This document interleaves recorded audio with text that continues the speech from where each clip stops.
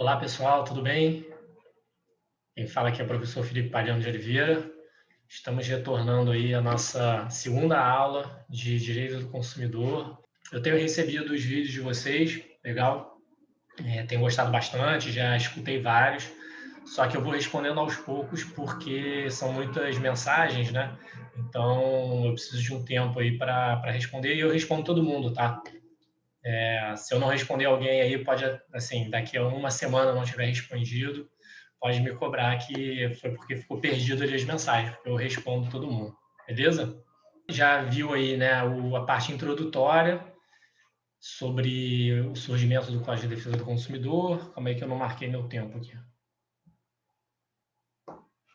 Surgimento do Código de Defesa do Consumidor. Vimos algumas características, né, específicas do Código de Defesa do Consumidor, a sua finalidade.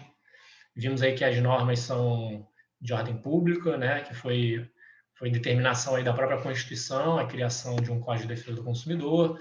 Muitos autores aí atribuem um caráter de garantia, direito fundamental, né? Além disso, também ele é previsto ali na ordem econômica, no artigo 170 da Constituição. Então, tem previsão constitucional a defesa do consumidor. E aí a gente adentra aqui na segunda parte, na segunda aula, né? Nos princípios do Código de Defesa do Consumidor, né? E esses princípios, o que é bacana de estudar esses princípios, pessoal? É que por meio desses princípios, vocês vão matar diversas questões relacionadas a direito do consumidor. E aí é matar questão de prova, mas questão prática também, que da vida, né? Dúvida sua pessoal, dúvida de algum amigo, dúvida de algum parente. Então, os princípios, eles servem aí como um grande norte e como uma grande fonte aí de conhecimento, né? Porque muitas vezes é difícil você saber todos os artigos de um código, né? Ainda mais diversos códigos como nós temos, né, no direito brasileiro. Então, você conhecendo os princípios, você só com base neles você já resolve muitas questões sem precisar decorar, né, os artigos, beleza? Então, o que a gente vai estudar? Quais são os princípios que a gente vai estudar? Separei alguns, existem autores que enumeram outros princípios além desses, ok? Separei aqui o princípio da boa-fé objetiva, o princípio da vulnerabilidade, da transparência e da confiança. Alguns autores enumeram também o princípio da segurança, outros o princípio da reparação integral, tá? Mas a gente vai trabalhar esses quatro aqui, começando com a vulnerabilidade. Lembrando só, pessoal, que assim, a vulnerabilidade, claro, é um princípio próprio aí do Código de Defesa do Consumidor. Existem outras legislações nas quais há necessidade também, né, no qual uma das partes é considerada mais vulnerável, que também pode incidir esse princípio, tá?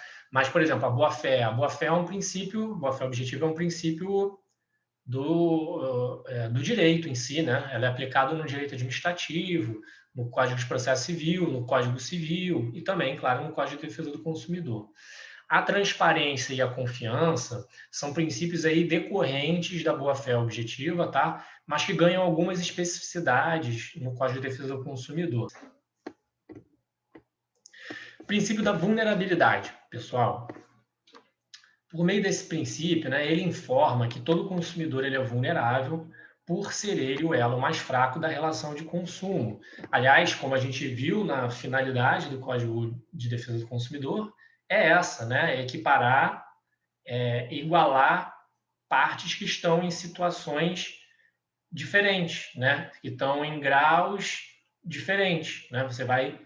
Você nem vai proteger em demasia o consumidor a ponto de que ele fique mais forte, digamos assim, né, do que o fornecedor, porque você ia gerar uma nova desigualdade, né?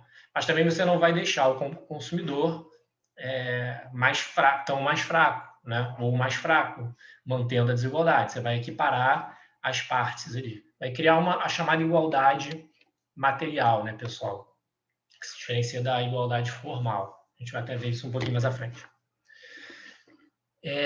Esse princípio da vulnerabilidade é especialmente previsto no artigo 4º, inciso 1 do CDC, que vai dizer da política nacional, respeito à dignidade, saúde, segurança, proteção dos interesses econômicos, melhorias da sua qualidade de vida, transparência e harmonia das relações de consumo, atendido os seguintes princípios. O primeiro princípio elencado é o reconhecimento da vulnerabilidade do consumidor no mercado de consumo. Isso significa que, isso presta bem atenção que isso cai muito em prova, para vocês que vão fazer OAB, né, para vocês que alguns aí querem fazer concurso público, a vulnerabilidade, ela então era presumida de forma absoluta. Isso significa que falou em consumidor, falou em vulnerabilidade. Todo consumidor é vulnerável, ok? Por meio do reconhecimento da vulnerabilidade, justifica-se a previsão de normas que protejam o consumidor, que é a parte mais fraca, estabeleçam um equilíbrio, uma igualdade material entre o consumidor e o fornecedor. Aí o Cavalieri vai comentar o seguinte: o CDC trata de modo desigual o consumidor, não para conferir-lhe privilégios ou vantagens indevidas, mas sim prerrogativas legais, tanto materiais como instrumentais, para que atinja o desiderato condicional de igualdade real. Beleza? E aí tem um quadrinho, um desenho que exemplifica bem, que explica bem o que é, né, a igualdade formal e o que é a igualdade material. Né? A igualdade formal ela é a mera igualdade perante a lei. Né? Já a igualdade material ela é mais do que isso. Ela significa tratar desigualmente os desiguais na medida de sua desigualdade, né? A fim de que haja uma igualdade real entre as partes. E o que seria isso? Então, por exemplo, o nosso quadro aqui da esquerda é um exemplo de uma igualdade formal. Você deu um caixote para cada pessoa. Né? A finalidade é que as pessoas consigam assistir o jogo de beisebol, aqui no caso. E aí você entregou um caixote para cada pessoa. Isso é uma igualdade meramente formal. O que seria uma igualdade material? Seria observar, né, as características dessas pessoas e verificar que, no caso concreto, para que você atinja o objetivo, né, da norma, que seria permitir que as pessoas assistam ao jogo de beisebol, você teria que entender que adultos não recebem nada, né, jovens recebem um caixote e crianças recebem 2 caixotes, beleza? De forma que todos aí consigam, de forma que o objetivo da norma seja atingido, né? Ou seja, todos consigam assistir a partida de beisebol. Tranquilo? Então, a vulnerabilidade, ela busca, o reconhecimento da vulnerabilidade justifica justamente isso, né? Essa desigualdade, né? Na verdade, não, desigualdade, é tratar desigualmente, né, os consumidores, porque eles são considerados desiguais quando comparados aos fornecedores, beleza? E aí, que vulnerabilidades são essas, né? No que eles são desiguais? No que os consumidores são mais fracos que os fornecedores? A doutrina ela costuma elencar 3 espécies de vulnerabilidade. Primeiro, a vulnerabilidade técnica. Ela decorre do fato de o consumidor, ao contrário dos fornecedores, não possuir conhecimentos específicos sobre o processo produtivo ou sobre atributos específicos dos produtos e serviços disponíveis no mercado. Claro, né? O fornecedor é quem produz, né? Então ele conhece o seu produto, né? O consumidor ele apenas compra, né? E com a complexidade dos produtos atualmente, muitas vezes a gente sequer tem noção, né? Pega um computador, né? Tem gente que nem sabe o que tem dentro do computador. Eu mesmo não sei direito o que tem, quais são as partes integrantes do computador, né? Pega um carro, um motor, eu não sei mexer direito. Tem alguma noção básica, mas não compreendo muito bem o funcionamento ali do motor, da combustão, como é que se dá essas questões, né? O que é perigoso, o que não é. Então, isso tudo, quem conhece é quem produz, né? Quem fabrica, ok? E quem vende acaba atraindo para si essa responsabilidade também, né? Mesmo que, embora não produza, ele tem que conhecer o que ele vende, justamente porque ele tem que ali informar, né, o consumidor acerca do modo de usar, dos riscos do produto, né? E é justamente aí que é o exemplo aí que se dá, né? A obrigatoriedade do fornecedor informar o consumidor de maneira clara as características, qualidades e riscos do produto, ok? Por exemplo, é uma característica aí decorrente da vulnerabilidade técnica, e isso é previsto em diversos artigos do Código de Defesa do Consumidor, ok? O princípio, ele vai, na verdade, você conhecendo esse princípio, quando você lê o Código de Defesa do Consumidor, e eu recomendei que vocês lessem, né, do artigo 1 ao 54, se não me engano, deixa eu até confirmar aqui. Isso mesmo, do 1 ao 54, vocês vão ver que tem vários, depois de vocês assistirem essa aula, vocês vão ver que tem vários artigos, cada um tem a ver com um desses princípios que a gente vai tratando, tá? Bom, segunda vulnerabilidade, pessoal, vulnerabilidade jurídica. Ela decorre da maior falta de conhecimento jurídico, e a doutrina de jurisprudência também coloca outros tipos de conhecimento, como contábil, tá, do consumidor. Contábil seria importante que num contrato bancário, por exemplo, né? O consumidor, a maioria das vezes, não tem conhecimento sobre ali, os juros, sobre capitalização, então faz parte aí do... Isso é uma vulnerabilidade também considerada jurídica, ok? Jurídica abre o leque, né? Não é só conhecimentos jurídicos em si, mas também contábeis, ok? E econômicos também. Em regra, o consumidor tem menos conhecimento sobre seus direitos, bem como maior dificuldade para acessar a justiça quando comparado com os fornecedores, né? Os fornecedores, normalmente, até pelo poderio econômico maior deles, eles possuem aí um corpo jurídico, né? Uma estrutura maior, já estão mais acostumados a litigar, né? Pega aí uma grande empresa de telefonia, uma grande concessionária de água, de energia elétrica, né? Estão mais acostumados a litigar, então é mais fácil eles acessarem a justiça, né? O consumidor muitas vezes nunca ajuizou a ação, não sabe nem quais são os seus direitos, né? E aí, por conta dessa vulnerabilidade, é que, para evitar, na verdade, essa vulnerabilidade, né, que se criou, por exemplo, se tem aí os juizados especiais. Os juizados especiais não foram criados especificamente para a vulnerabilidade jurídica dos consumidores, tá bom, pessoal? Foi muito mais que isso, ele não engloba apenas as relações de consumo, né? Muito embora a maioria dos casos acabe sendo de relações de consumo, mas não foi criado especificamente para isso, tá? Mas é um exemplo aí de uma medida que ajuda a evitar, né, ou a proteger o consumidor ciente de sua vulnerabilidade jurídica. Juizados especiais, os PROCONs, associações e outras instituições de defesa do consumidor. Além disso, nós temos também a vulnerabilidade aí socioeconômica. Decorre da menor capacidade socioeconômica dos consumidores, em regra, quando comparado com os fornecedores. Posição contratual inferior do consumidor em razão do maior poder econômico do fornecedor ou do caráter essencial do produto ou do serviço por ele, né, pelo fornecedor oferecido, tá?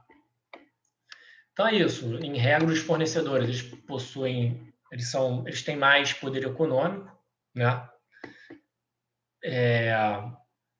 Por isso eles acabam se encontrando numa posição superior, né? Eles têm mais poder de negociação, né?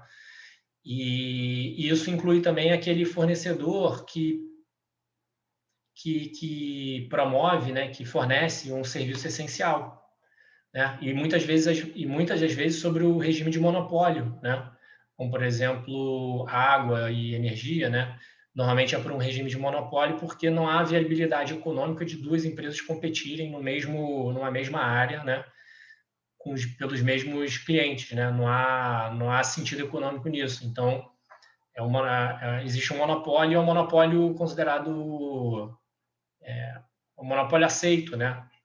Não é considerado prejudicial. E aí, nessas situações, mais ainda, né? Imagina, o consumidor só pode adquirir água da empresa X, só pode adquirir energia elétrica da empresa Y, né? É claro que ele fica numa situação vulnerável ali, porque se o serviço é essencial e, além disso, só é fornecido por uma única empresa, se não houvesse a proteção do consumidor, essa empresa, esse fornecedor, né, poderia instituir cláusulas muito abusivas, né? As cláusulas que ela desejasse, na verdade, porque o consumidor seria ali obrigado a aceitar, ele não teria opção, certo?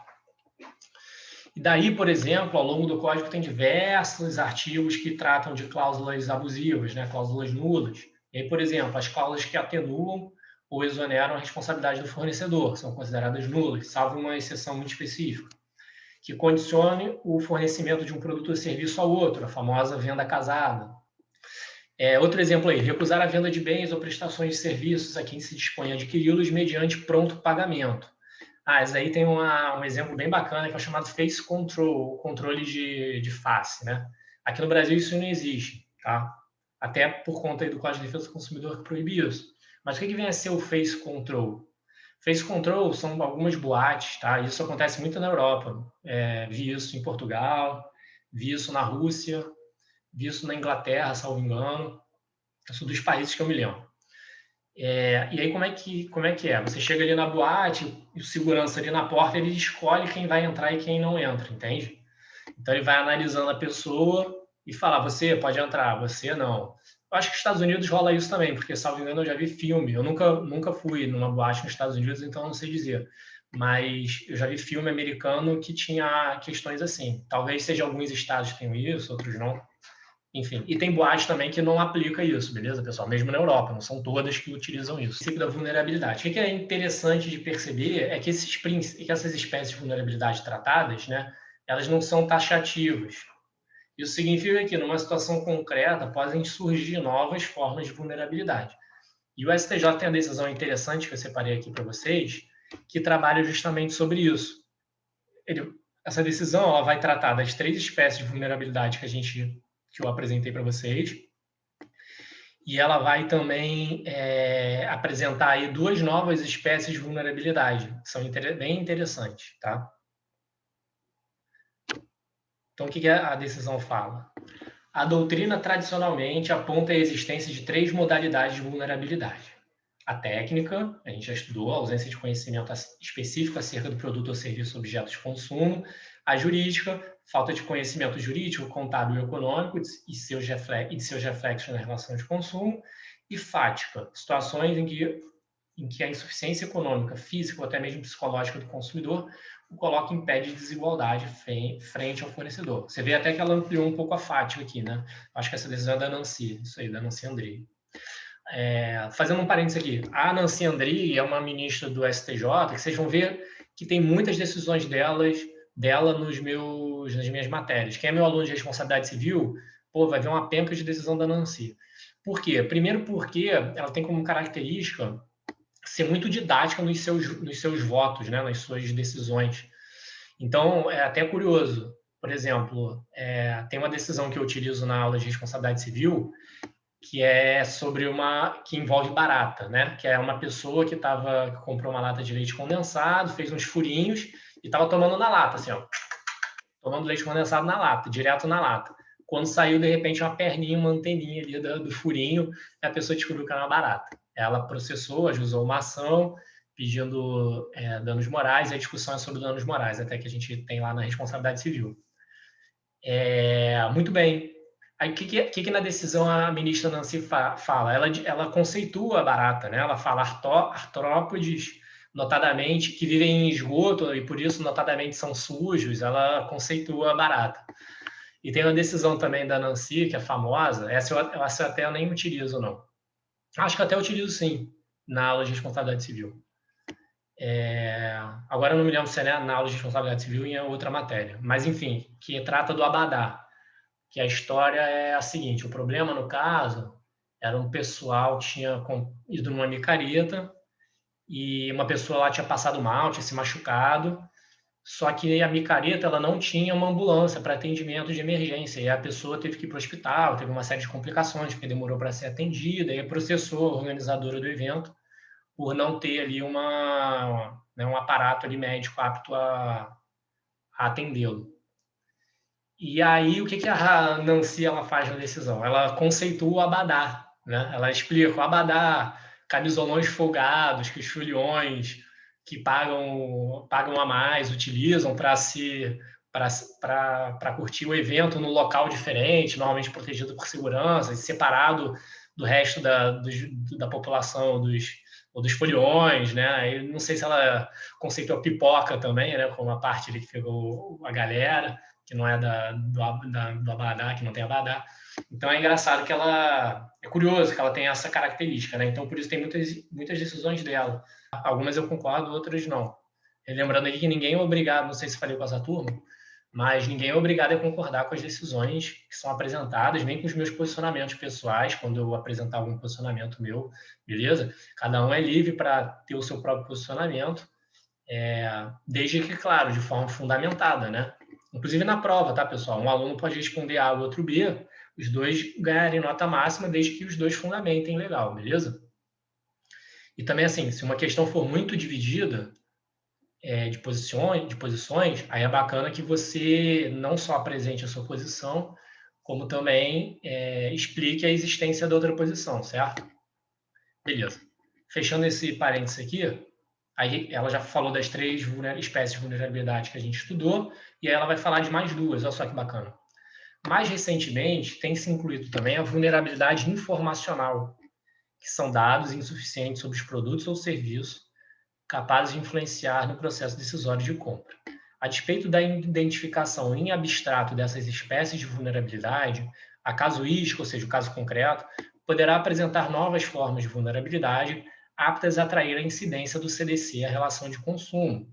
Numa relação interempresarial, ou seja, entre empresas, entre sociedades empresárias, para além das hipóteses de vulnerabilidade já consagradas pela doutrina e pela jurisprudência, a relação de dependência de uma das partes frente à outra pode, conforme o caso, caracterizar a vulnerabilidade. Olha que interessante. Esse é um tema então, que até a gente vai estudar mais quando a gente tratar da relação de consumo, ou seja, de quem é o consumidor e quem é o fornecedor, quais são esses conceitos. E aí existem 3 teorias acerca de definição de consumidor, beleza? Aí vai fazer sentido isso aí que a gente falou agora. Deixa eu beber uma água.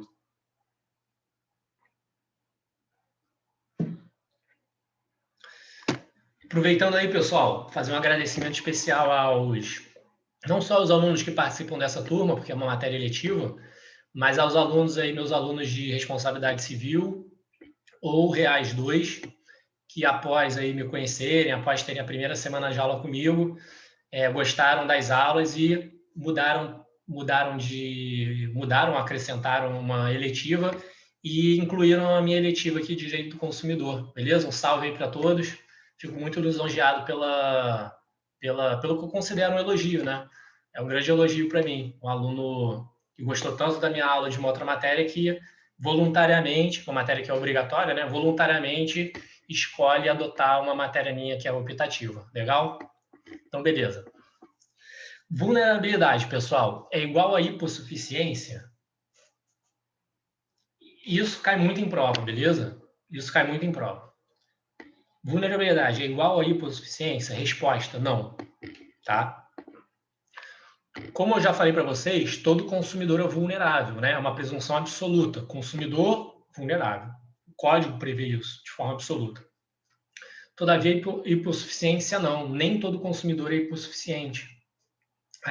O conceito de hipossuficiência ele é ligado a aspectos processuais, e o CDC ele emprega essa expressão nas hipóteses de inversão do ônus da prova, ok? E aí, além da vulnerabilidade, olha que interessante, algumas decisões judiciais, elas começam a tratar da chamada hipervulnerabilidade, que é uma vulnerabilidade acentuada, é uma vulnerabilidade a mais, né? Então, em alguns casos, pode-se falar em vulnerabilidade qualificada ou agravada, a exigir uma maior proteção do consumidor. É o caso, por exemplo, de consumidor deficiente físico, né? Além dele ser consumidor, que ele já é vulnerável, ele é deficiente físico. Também tem uma vulnerabilidade aí, então é hipervulnerável. Deficiente mental, mesma coisa. Idosos, crianças, adolescentes, mesma coisa. Tá? Aí eu selecionei um trecho de uma decisão do STJ que diz o seguinte: vislumbram-se consumidores em situação de especial agravamento de sua vulnerabilidade, os chamados hipervulneráveis. Em razão de sua fragilidade, característica pessoal de pessoa com deficiência, assim como ocorre com idosos, crianças e adolescentes, devendo os deveres de boa-fé também ser qualificados em face desse grupo, sob pena de violação de suas expectativas. Então, há uma incidência mais forte, né, das normas de direito do consumidor quando presente uma pessoa hipervulnerável, né? E aí tem uma decisão aqui do ministro Herman Benjamin, ele até escreve o livro junto com a Cláudia Lima Marques, né? O livro de Direito do Consumidor, que é bastante famoso esse livro. Ação civil pública, proteção de pessoas com deficiência física, mental ou sensorial, sujeitos hipervulneráveis, fornecimento de prótese auditiva. A categoria ético-política e também jurídica dos sujeitos vulneráveis inclui um subgrupo de sujeitos hipervulneráveis, entre os quais se destacam, por razões óbvias, as pessoas com deficiência física, sensorial ou mental. Ao se proteger o hipervulnerável, a rigor quem verdadeiramente acaba beneficiada é a própria sociedade, porquanto espera o respeito ao pacto coletivo de inclusão social imperativa que lhe é caro, não por sua faceta patrimonial, mas principalmente por abraçar a dimensão intangível e humanista dos princípios da dignidade da pessoa humana e da solidariedade. Princípios esses que são constitucionais, né, pessoal? Assegurar a inclusão judicial, isto é, reconhecer a legitimação para agir dessas pessoas hipovulneráveis, inclusive dos sujeitos intermediários a quem incluem representá-los, no caso do Ministério Público, né, corresponde a não deixarem ao relento da justiça por falta de porta-voz de seus direitos ofendidos. Beleza? A decisão aqui agora do Luiz Felipe Salomão, tratando dos hipervulneráveis. Consumidor, pessoa portadora de deficiência visual, hipervulnerável. Contratos bancários, confecção no método Braille, necessidade, dever de prestação, dever de informação plena e adequada. O método Braille é oficial e obrigatório no território nacional para uso na escrita e leitura dos deficientes visuais, e a sua não utilização durante todo o ajuste bancário impede o referido consumidor hipervulnerável de exercer, em igualdade de condições, os direitos básicos, consubstanciando, além de intolerável discriminação e evidente violação aos deveres de informação e adequação, vulneração à dignidade humana da pessoa deficiente. Ok? Se a gente vai ver aqui a boa-fé, a gente vai ver o direito à informação, a gente vai ver, né, mais à frente. Beleza, fechado então aqui o princípio da vulnerabilidade, lembrando que a vulnerabilidade presume-se absolutamente, né? Ser consumidor é ser vulnerável, mas vulnerabilidade é diferente de hipossuficiência, certo? O consumidor ele pode ser hipossuficiente ou não, a depender de se estiverem presentes ou não os requisitos, sendo certo que isso a gente vai analisar mais à frente, numa aula mais à frente, quando a gente tratar de inversão do ônus da prova. Fechado? Beleza, deixa eu beber uma água aqui.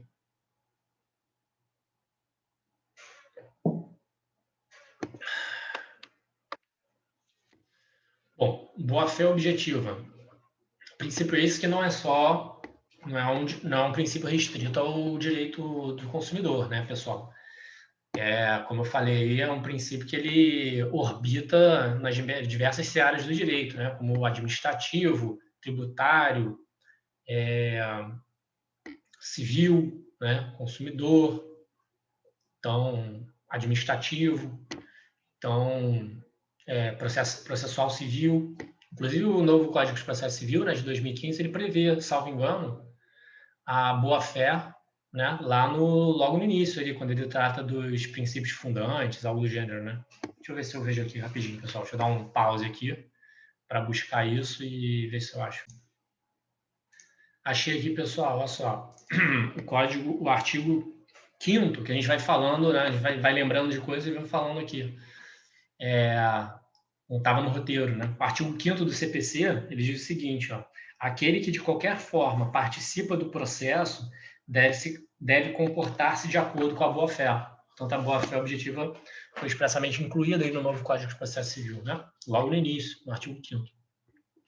E o que é a boa-fé objetiva, pessoal? Eu tive a oportunidade de estudar lá em Portugal, na Universidade de Lisboa, com o professor Antônio Menezes Cordeiro, que é um dos expoentes, um papa da boa-fé objetiva no direito da civil law, né? O cara sabe muito, ele tem a tese dele de doutorado sobre a boa-fé objetiva, um camalhaço, um livro gigante, até é difícil de ler, assim, é uma leitura que exige muita atenção. E ele é super conhecido e super citado, né? Por quem estuda boa-fé, fatalmente vai falar do professor Antônio Menezes Cordeiro, né? Ele não só foi meu professor lá na Universidade de Lisboa, como também foi orientador da minha dissertação de mestrado. E ele trata da boa-fé, né? Eu até utilizo uma classificação aqui dele, vou falar mais à frente para vocês, que é bastante utilizada aqui também no Brasil por diversos autores, beleza? A boa-fé objetiva exige que os sujeitos atuem em conformidade com determinados padrões ou standards de conduta objetivamente adequados aos parâmetros de honestidade, lealdade e colaboração necessários para se almejar os interesses da relação obrigacional. Isso significa que... Deixa eu ver se eu falei mais alguma coisa aqui. Não. Tá. Isso significa que, pessoal, que você, né, por meio da boa-fé, ela tem 3 funções principais aí, mas por meio da boa-fé você não vai, né, você não vai se preocupar somente em cumprir a letra fria do contrato, né? ou da lei. Você vai se preocupar em atingir os interesses da outra parte também, né? Porque, e além disso, você também se preocupa com uma atuação, não com uma atuação psicológica, de achar que eu estou agindo de forma correta, ou de forma proba, de forma leal. Não interessa na boa-fé objetivo o que você acha ou o que você não acha, né? O que interessa é o que você fez. Por isso que a boa-fé é um padrão de conduta. É o que você, na forma como você agiu, ok? Se você agiu de acordo com os parâmetros esperados de lealdade, cooperação, conduta naquela relação obrigacional, você agiu conforme a boa-fé, né? Quando a gente falar do aspecto psicológico, a gente está falando de um outro tipo de boa-fé, que é a boa-fé subjetiva. É a boa-fé, por exemplo, na posse. A posse pode ser de boa ou má fé. E aí leia-se boa-fé subjetiva ou má fé, certo? Quem detém a posse de boa-fé, ele desconhece os vícios, né? Os vícios da posse, né? Veja que é o estado psicológico, né? Ele não que não conhece, certo? Na boa-fé objetiva, você não precisa analisar o aspecto psicológico do sujeito, ok? No CDC, pessoal, ela é expressamente prevista no artigo 4º, inciso 2, ele diz assim, sempre com base na boa-fé e equilíbrio nas relações entre fornecedores e consumidores, e no artigo 5º, inciso 4, que diz, que na verdade, que elenca como cláusulas abusivas as que sejam incompatíveis com a boa-fé. Vocês que vão ler aí o Código de Defesa do Consumidor, vocês vão ver que em vários artigos é tratado da boa-fé, tá? Ou expressões da boa-fé, são as funções da boa-fé, que a gente vai analisar na sequência. Também é prevista no Código Civil, tendo aplicação em todos os negócios jurídicos, né? Com grau de intensidade diferente. E qual é a diferença entre boa-fé objetiva e boa-fé subjetiva? Eu já dei o spoiler para vocês, então vocês são plenamente capazes de me responder essa pergunta, certo? A boa-fé subjetiva, ela se reporta a um elemento intencional do sujeito que envolve o convencimento ou consciência de se ter um comportamento em conformidade com o direito. A boa-fé subjetiva, portanto, exprime uma situação psicológica do agente que, desprovido de malícia, crê estar agindo em conformidade com as regras sociais. Muito embora possa não estar, certo? Já a boa-fé objetiva, não importa a intenção do sujeito, mas sim se ele agiu de acordo com o padrão de conduta esperado, ok? Eu trouxe uma decisão lá de Portugal, é como se fosse o Supremo Tribunal de Justiça de Portugal, que vai conceituar, diferenciar a boa-fé objetiva, né, ou objetiva, da boa-fé subjetiva ou subjetiva, né? Então, vamos lá. O conceito normativo de boa-fé é utilizado pelo legislador em dois sentidos distintos. No sentido de boa-fé enquanto norma de conduta, ou seja, no plano dos princípios normativos, como base orientadora e fundamento de efetivas soluções reguladoras dos conflitos de interesses, alcançados através da densificação, concretização e preenchimento pelos tribunais dessa cláusula geral. E no sentido de boa-fé subjetiva ou psicológica, isto é, como consciência ou convicção justificada de se adotar um comportamento conforme ao direito e respectivas exigências éticas. Beleza? Eu quero dar um exemplo aqui para vocês do outdoor, tá? Mas eu estou com receio de esquecer, porque eu estou com esse exemplo na cabeça desde o início. Se por acaso eu começar a falar e tal da matéria e não, até o final da aula eu não falar sobre outdoor, me cobra no WhatsApp aí me avisando que na próxima aula eu falo desse exemplo. E outra coisa também, pessoal, quem está curtindo a aula, manda aí dá um joinha como a aula no Instagram, né? Deixa lá um joinha, tá? E faz um comentário também. Pode ser um comentário só elogiando, um comentário até criticando, ou sugerindo alguma coisa, ok? Porque isso me ajuda a ter um feedback de vocês, tá? A má-fé, ela é antônimo de boa-fé objetiva ou boa-fé subjetiva? Também já dei esse spoiler para vocês, hein? A má-fé é o contrário de boa-fé subjetiva, beleza? Então, cara, o sujeito age de boa-fé subjetiva ou ele age de má-fé, que é o contrário. E na boa-fé objetiva, o sujeito ele age conforme a boa-fé objetiva ou age desconforme a boa-fé objetiva, ok? Quais as funções da boa-fé? E aí eu vou falar do outdoor, senão eu vou me esquecer, porque a gente vai entrar nas funções. Como é que é a história do outdoor e no que ela se relaciona com tudo isso que eu estou falando aqui sobre a boa-fé objetiva, né? O outdoor é o seguinte, e aí vamos fingir que é uma relação de consumo só porque a gente está aqui tratando de direito do consumidor, mas poderia não ser, porque a gente já viu que a boa-fé incide nas relações contratuais também, né, nas relações civis, né, que não contratuais não, porque contratuais pode ser civil ou consumerista, né, mas nas relações civis que não consumeristas, certo? Uma pessoa contrata uma empresa para colocar 5 outdoors divulgando o produto dela, tá? E o produto é um perfume. Essa pessoa vende perfumes para o público-alvo dela, são pessoas de alto padrão aquisitivo, pessoas ricas, certo? E ela contrata uma empresa de marketing, algo do gênero, para confeccionar os outdoors e colocar na cidade 5 outdoors, beleza? Aí essa empresa, ela confecciona lá os 5 outdoors e coloca. Só que onde é que ela coloca? Porque no contrato não foi previsto especificamente onde tinha que colocar, ok? Mas as partes tinham conhecimento do público-alvo, né? A parte contratada tinha conhecimento do público-alvo da parte contratada. Mas nada foi previsto no contrato sobre esse aspecto. E aí, essa empresa, ela coloca o outdoor em 5 ruas sem saídas, localizadas em bairro de população de baixa renda, ok? Então, duas coisas aí problemáticas. Primeiro, colocou num lugar que poucas pessoas circulam, porque são ruas sem saídas. Sem saída. Segundo, colocou num lugar onde o público-alvo, onde os moradores, onde quem circula, não é o público-alvo da pessoa contratante, né? Então, pela boa-fé, em especial a função de criação de deveres anexos, que a gente vai analisar logo na sequência, tá? Mesmo não existindo cláusula específica no contrato, pode-se entender que houve inadimplemento nesse caso.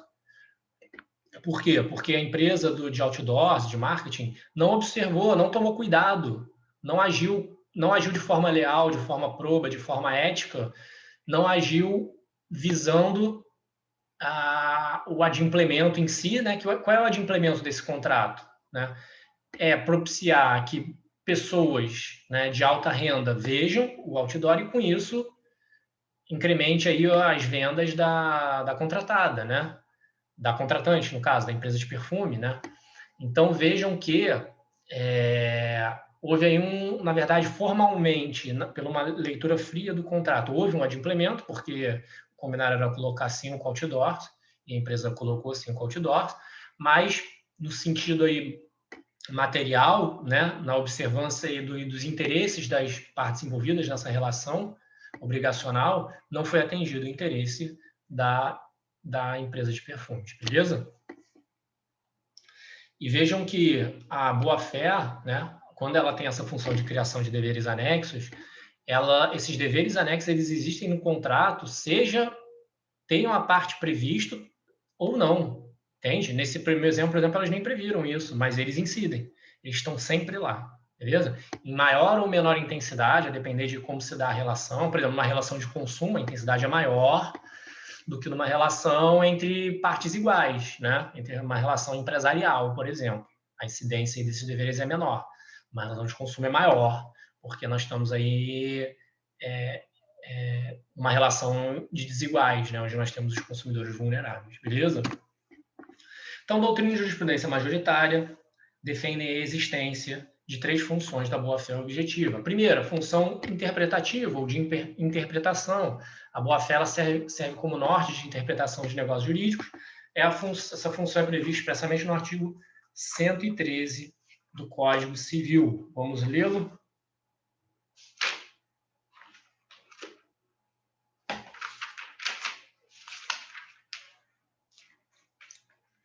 Os negócios jurídicos devem ser interpretados conforme a boa-fé e os usos do lugar de sua celebração. Segunda função, a função de controle, ou seja, a função de vedar o exercício abusivo dos direitos. Quem estuda responsabilidade civil comigo, viu na aula que a gente tratou de abuso do direito essa função, certo? e é prevista no Código Civil no artigo 187 e no CDC no artigo 51, inciso 4. Vamos ler o 187, então? Também comete ato ilícito o titular de um direito que, ao exercê-lo, excede manifestamente os limites impostos pelo seu fim econômico ou social, pela boa-fé ou pelos bons costumes. Artigo 51, 4 do CDC.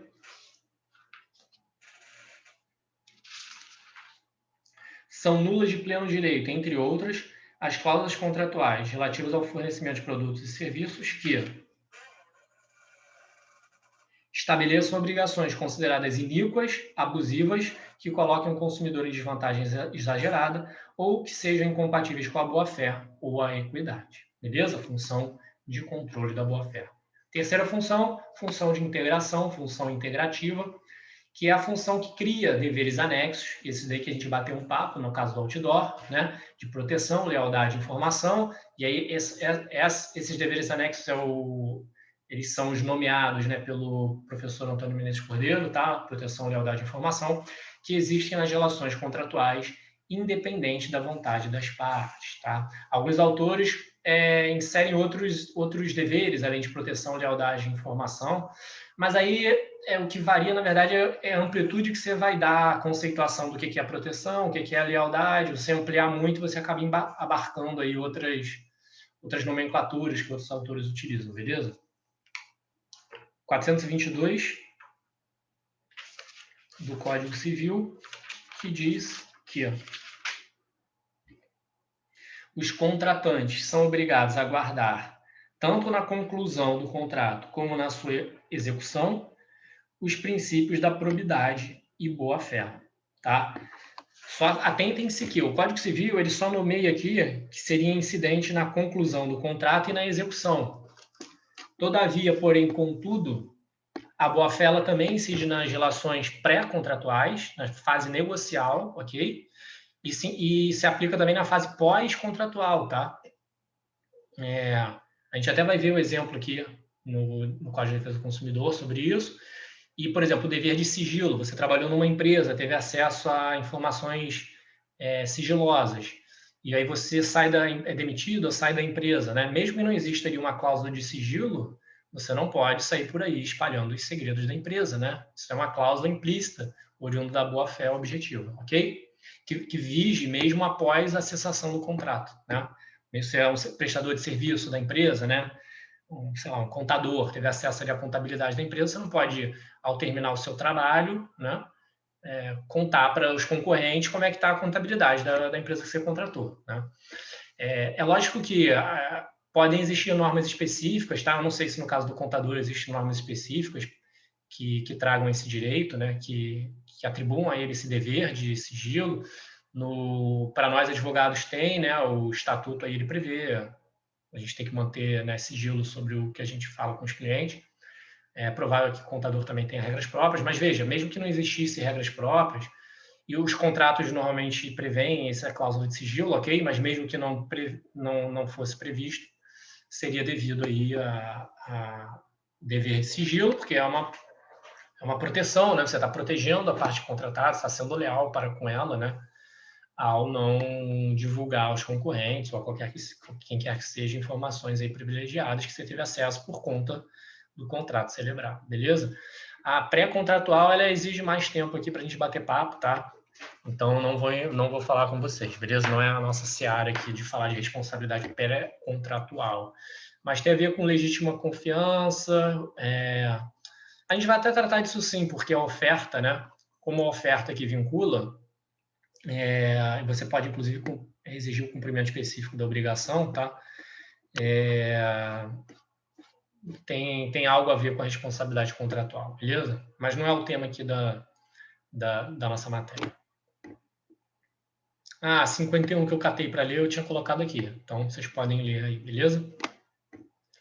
Bom, fechamos aqui o princípio da boa-fé, né? E aí, como decorrência do princípio da boa-fé, né, o dever de informação é um dever anexo criado pela boa-fé, né? Então, nós temos aí o princípio da transparência, tá?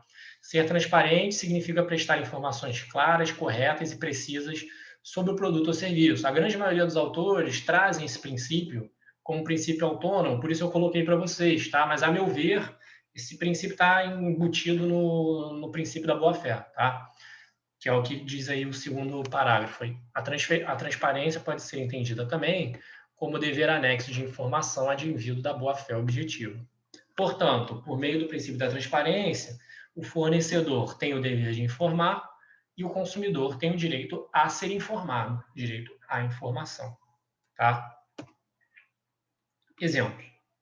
Artigo 31 do CDC vai dizer o seguinte: a oferta e apresentação de produtos ou serviços deve assegurar informações corretas, claras, precisas, ostensivas em língua portuguesa, sobre suas características, qualidades, quantidade, composição, preço, garantia, prazo de validade, origem, entre outros dados, bem como sobre os riscos que apresentem à saúde e segurança dos consumidores. Veja aí, informações corretas, claras, precisas, ostensivas e em língua portuguesa. Beleza? Eu tenho alguns casos aí de clientes de companhia aérea, né? Em ações contra a companhia aérea que elas se comunicam só em língua estrangeira, tá? Só em inglês, algumas até em francês ou inglês ou outra língua. Isso está afrontando aí o Código de Defesa do Consumidor, ok? Outro exemplo de aplicação, né, de materialização desse princípio da transparência, o artigo 54, que ele trata ali do contrato de adesão, a gente vai ver mais para frente o que é. E aí, no parágrafo 4º, ele diz o seguinte: as cláusulas que implicarem limitação de direito do consumidor deverão ser redigidas com destaque, permitindo sua imediata e fácil compreensão. Isso é uma mão na roda para advogado que quer defender o consumidor, tá? Às vezes você pega um contrato ali, o contrato está até, às vezes, bem amarrado, né? E o consumidor talvez não conseguisse afastar uma determinada cláusula limitativa do direito, tá? A cláusula não é abusiva por si só, mas ela é prejudicial para o interesse do seu cliente consumidor. Porém, se ela não tiver sido redigida com destaque, meu amigo, você consegue afastar ela, tá? E aí assim, né? O problema, veja que o problema não é o conteúdo da cláusula em si, né? O problema é como ela foi redigida. Foi redigida no mesmo tamanho de letra das outras, um tamanho pequenininho, às vezes dentro de uma outra cláusula, não foi nenhuma cláusula separada, tá? O ideal aqui, para você que defende um fornecedor de serviço, é que cláusulas que limitem o direito do consumidor sejam em cláusulas próprias, né? E de preferência põe em negrito, entende? Alguns fornecedores pedem para o consumidor, inclusive, assinar a cláusula especificamente, além de assinar no final do contrato, né? Fazer uma rúbrica ao lado dessa cláusula, tá? Isso ajuda aí o fornecedor a se proteger. E aí o Sérgio Cavalieri diz o seguinte sobre esse princípio. O princípio da transparência inverteu os papéis tradicionais. Antes, era o consumidor que tinha que correr em busca da informação. Quando ia comprar um carro usado em uma agência, tinha que virá-lo do avesso para não ser enganado. Antes de fazer um contrato de seguro, tinha de procurar saber tudo a seu respeito para não ser surpreendido. Hoje, como assinalado, os papéis se inverteram. E ao fornecedor que tem o dever de informar. Devereis que persiste não só na fase pré-contratual, quando as informações são fundamentais para a decisão do consumidor, mas até na fase pós-contratual, como se vê do artigo 10º, parágrafo 1º do CDC. Salvo engano, o artigo 10º, parágrafo 1º fala do recall, tá?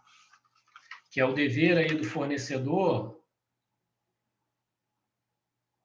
isso, que descobriu que um produto que ele colocou em circulação, né, era um produto perigoso, ele não sabia disso antes, né? Ele, ao descobrir, ele tem que avisar aos consumidores, certo? Então, por exemplo, o recall de veículos é comum, né? Determinada empresa coloca lá um veículo à venda e aí depois de alguns meses começam a ocorrer acidentes muito parecidos com aquele veículo. E aí eles começam a investigar e verificam que tinha um problema ali na montagem, né, da peça tal, que a roda ficava mais apta a se soltar, porque o parafuso estava esquentando muito. Estou inventando aqui, tá, pessoal? E aí isso acabava corrompendo ali a junção e a roda acabava se soltando, né? Ao fornecedor obter essa informação, o fornecedor de serviço, né, o produto, ele tem que imediatamente alertar os consumidores e realizar a troca ali do produto, né, ou do material, ali, se for possível, né, trocar apenas o material, ok?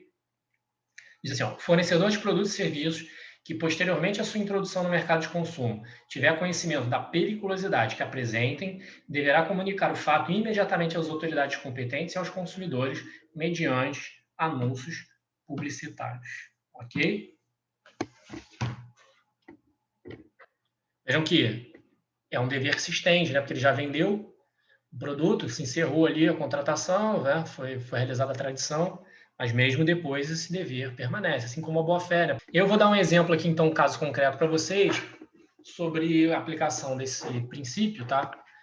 Esses casos chegavam muito lá no tribunal, tá? Eu não sei se vocês lembram, mas eu fui juiz leigo por 4 anos no Tribunal de Justiça e eu pegava muitos casos assim, tá? Por isso que eu trouxe aqui para vocês também por isso. Maria comprou um aparelho celular iPhone no valor de R$ 5.000, contratando também seguro. Cerca de 2 meses após a compra do aparelho celular, ao participar de um bloco de carnaval de rua, teve o celular furtado do seu bolso. Ao noticiar o ocorrido à seguradora, recebeu a notícia de que a mesma não daria atendimento ao sinistro, sob o fundamento de que o aparelho celular foi furtado de forma simples, ou seja, furto simples. Para quem é criminalista, gosta do direito penal, sabe melhor do que o que é o conceito de furto simples. É previsto no artigo 155 do Código Penal, salvo engano, tá, pessoal? Sendo este risco excluído da garantia securitária. Maria, então, ajuizou a ação em face da seguradora, requerendo reparação por danos morais e materiais. Ora, pessoal, com base nessas informações, você não consegue responder essa questão, beleza? Por quê? Porque colocar uma cláusula limitadora de risco é proibido? A seguradora tem que responder por todos os riscos possivelmente existentes ou ela pode limitar os riscos a determinadas situações, inclusive colocando preços, né, diferentes? Se você quiser mais segurança, você paga mais. Se quiser menos segurança, você paga menos. Claro que pode, né? Então, você tem que analisar o contrato. Por quê? Você tem que analisar o contrato. Por causa do artigo 54, parágrafo 4º, certo? Que a gente viu. Beleza? Então, o que diz o contrato nesse caso aqui? Ó? Eu separei um contrato do processo mesmo para vocês, tá?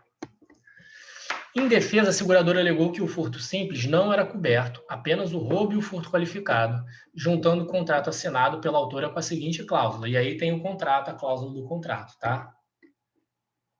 Vocês podem ler. Está cobertura de seguro. Está coberta a reposição dos bens, incluídos na apólice, por aparelhos iguais ou similares, novos ou recondicionados, caso não haja aparelho novo para reposição, e mediante aceitação expressa do segurado, em caso de roubo ou furto qualificado, registrado em boletim de ocorrência policial, respeitadas as condições reais. Ficam excluídas dessa cobertura furto simples, extravio, perda, desaparecimento, subtração sem violência ou grave ameaça, bens deixados em áreas abertas, além de outros riscos excluídos constantes das condições de seguro. E aí, o direito não é fácil, né, pessoal? Se o direito fosse fácil, não precisava nem de juiz, né? Bastava um computador ali decidindo, um robô decidindo. Essa cláusula, ela cumpre ou não cumpre, né, com o parágrafo 4º do artigo 54? É sobre isso que vai girar a discussão aqui dessa questão, certo? Como é que foi decidido, né? Sentença, ou seja, primeiro grau, o juiz que primeiro analisou o processo. Opa, mas o juiz que primeiro analisou o processo, ele julgou parcialmente procedentes pedidos, condenou a ré ao pagamento da indenização do seguro, então ela entendeu que aquela cláusula não estava muito clara, pelo fundamento de que a exclusão configurava-se abusiva, tendo em vista que o consumidor leigo não é obrigado a distinguir roubo, furto e furto qualificado e furto simples. Conceitos estes próprios do âmbito jurídico, vulnerabilidade jurídica do consumidor, né? Além disso, concluiu que restou ausente a informação clara ao consumidor quanto ao produto adquirido, aliado ao fato de que as cláusulas pré-estabelecidas em contratos de adesão devem ser interpretadas de forma mais favorável ao consumidor. Isso realmente tem essa regra também no CDC, de que se interpreta de forma mais favorável ao consumidor, caso a cláusula seja dúbia, beleza? Contratos de adesão a gente vai ver mais à frente, mas são contratos nos quais o consumidor ele não consegue alterar o contrato substancialmente, né? Aquele contrato, por exemplo, você vai contratar um serviço de água, de luz, serviço de telefonia, né? De um operador de internet, de celular. Já vem aquele contrato pronto, né? Você não pode discutir o contrato com a outra parte. Ou você assina o contrato ou não assina, né? Então esse é o contrato de adesão, beleza? Ou seja, ou você adere ao contrato e contrata, ou você não adere e não contrata. Você não consegue discutir. Tá? É diferente dos contratos paritários, como, por exemplo, muitos contratos de locação, né? Locador e locatário discutem as cláusulas, certo? Beleza. Aí a empresa lá recorreu, né? A empresa de seguro recorreu, porque ela tinha sido condenada a pagar indenização em dano moral, e o Tribunal de Justiça, né? Os desembargadores que analisaram o recurso, eles deram provimento à apelação, eles disseram, ô, seguradora, você está certa. E elas falaram o seguinte: recusa ao pagamento da indenização amparada em cláusula de exclusão de cobertura, possibilidade. Coberturas securitárias previstas para roubo e furto qualificado. Cláusula restritiva, especificada e redigida de forma clara e simples, não causando qualquer dificuldade de compreensão ao consumidor. Cláusula de indenização válida apenas para os riscos pré-determinados na apólice. Inexiste abusividade e indenização indevida. Veja, pessoal, isso acontece muito na prática do advogado, tá? De que um mesmo fato vai gerar interpretações diferentes, né? Nesse caso, por exemplo, o juiz de primeiro grau entendeu que não estava muito bem claro para o consumidor, né? O que seria furto simples e furto qualificado. Os desembargadores, né? Já entenderam que estava bem claro, né? E a autora recorreu ao Superior Tribunal de Justiça, que deu parcial provimento à autora para condenar a reparar. Então, ela entendeu que não estava bem redigido, tá? Então, ela condenou a pagar o seguro, só que ela entendeu que não havia dano moral, né? O juiz de primeiro grau tinha dado dano moral também, ok? Tinha dado dano material e moral. Os desembargadores no recurso de apelação julgaram deram provimento ao recurso, então julgaram improcedentes pedidos, né? E o STJ julgou parcialmente no sentido de que entendeu devido à devolução à entrega aí do valor, né, do seguro, mas indevido à reparação por dano moral, beleza? E aí falou o seguinte: ocorrência de furto simples, cláusula limitativa de cobertura securitária, cláusula contratual abusiva, falha no dever de informação ao consumidor, indenização devida. O propósito recursal é definir acerca da responsabilidade da seguradora pelo pagamento de indenização securitária recorrente a despeito de cláusula contratual que garante a proteção apenas na hipótese de roubo, furto qualificado, sem haver cobertura para furto simples. Bem ainda acerca de configurações de morais, não interessa. Nos contratos de adesão, as cláusulas que implicarem limitação de direito do consumidor deverão ser redigidas com destaque para permitir sua imediata e fácil aplicação, garantindo-lhe ademais uma informação adequada e clara sobre diferentes produtos e serviços, com especificação correta de quantidade, características, composição, qualidade, tributos, incidentes e preço, bem como sobre riscos que apresentem, como segurado é a parte mais fraca, hipossuficiente e vulnerável. No caso aqui ele misturou, não era bom misturar não, podia ficar no vulnerável, no hipossuficiente aqui. Inclusive no sentido informacional da relação de consumo, e o segurador detém todas as informações essenciais acerca do conteúdo do contrato. Abusivas serão as cláusulas dúbias, obscuras e redigidas em termos técnicos de difícil entendimento. O consumidor tem direito à informação plena do objeto do contrato e não só uma clareza física das cláusulas limitativas, pelo simples destaque dessas, né? Então, vejam, é mais do que um aspecto material, é um aspecto formal também na prestação de informação, né? Isso é interessante, essa decisão. Mas, essencialmente, clareza semântica, com o significado homogêneo dessas cláusulas, as quais deverão estar será que essa palavra mesmo? Abdito a ambiguidade? Aí eu já não sei se eu escrevi errado se é essa palavra, eu não conheço a palavra, depois eu procuro. Quem aí quiser, coloca aí nos comentários, aí, quem pesquisar e descobrir o significado de abdito, se é que existe. Hipótese em que, diante da ausência de clareza da cláusula contratual, que exclui a cobertura securitária no caso de furto simples, bem como a precariedade da informação oferecida recorrente, associada ao fato de que as cláusulas pré-estabelecidas em contrato de adesão devem ser interpretadas de forma mais favorável ao consumidor, a referida exclusão se mostra abusiva e, em razão disso, devida à indenização securitária, e ele recusou o dano moral. Concordam ou não concordam com essa decisão? É uma boa forma aí de colocar no comentário. Concordo com o juiz de primeiro grau. Concordo com o STJ. Discordo do STJ. Acho que a cláusula estava bem redigida. E comentários aí sobre as aulas também, seja em comentário aqui, seja no Zap mesmo, entende? Fiquem à vontade, eu até agradeço, ok?